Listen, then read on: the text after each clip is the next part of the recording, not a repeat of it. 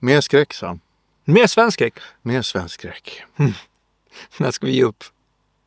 Tydligen aldrig. Nej, vi kommer alltid titta på svensk skräck.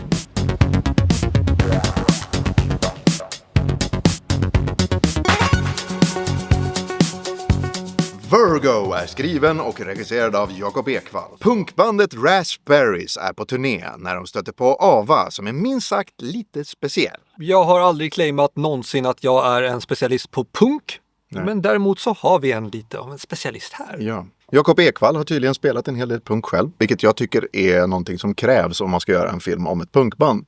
Och jag kan helt ärligt säga att musiken de kör, det låter helt okej faktiskt. De hade kunnat lura mig. Jag var imponerad av en grej med filmen. Och det var verkligen hur Jakob Ekvall, heter han va?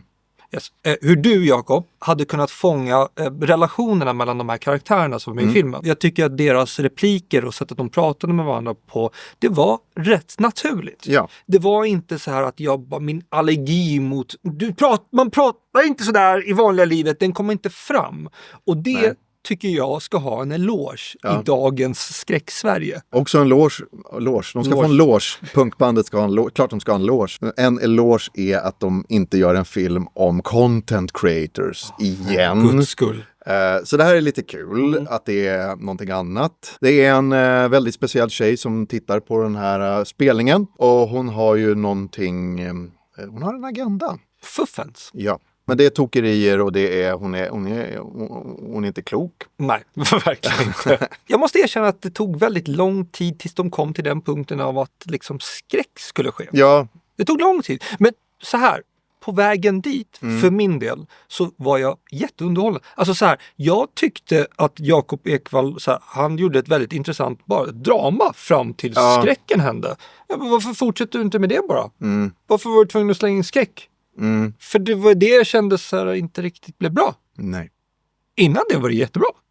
Ja, alltså det var ett helt okej liksom drama. De hade kunnat få in en hel del intriger och sånt där. Det var liksom karaktärer som hade karaktär. Men sen händer det saker. Tyvärr. Någonting jag har skrivit ner, det är tempo.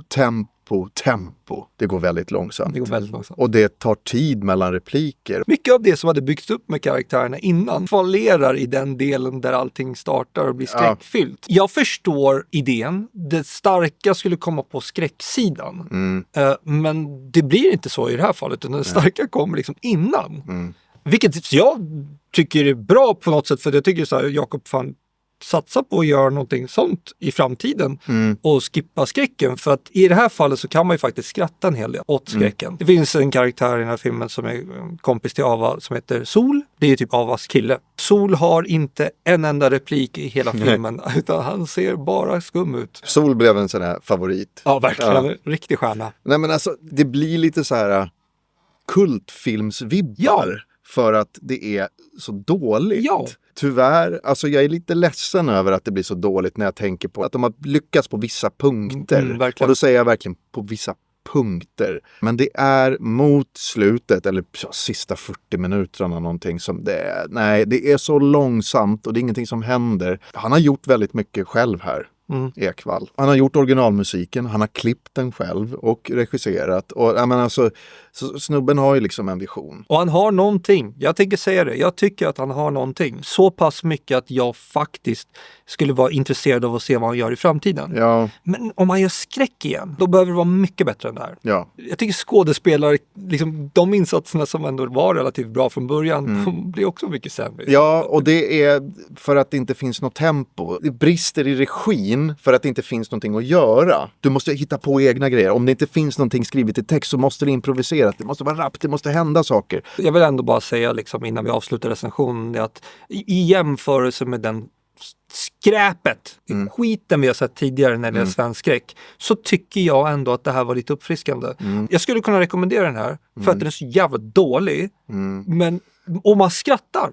Ja. Man gör det faktiskt. Och jag vet kanske inte det som var meningen. Nej, men det är underhållande. Ja, men precis. Det är lite otydligt också. Nej, jag säger så här. Tyvärr ingen rekommendation från mig. Men jag håller ögon och öron på dig. Kan man säga så? Fortsätt. Faktiskt. Ja, men gör det. Gör det. Halloween står för dörren, Sam. Ja, och då tänker jag att vi måste välja någonting passande framförallt till nästa kultigration. Men medan vi sätter oss och tittar på vad det skulle kunna tänkas vara, så får ni väldigt gärna trycka på prenumerera på vår kanal. Tack för att ni tittade.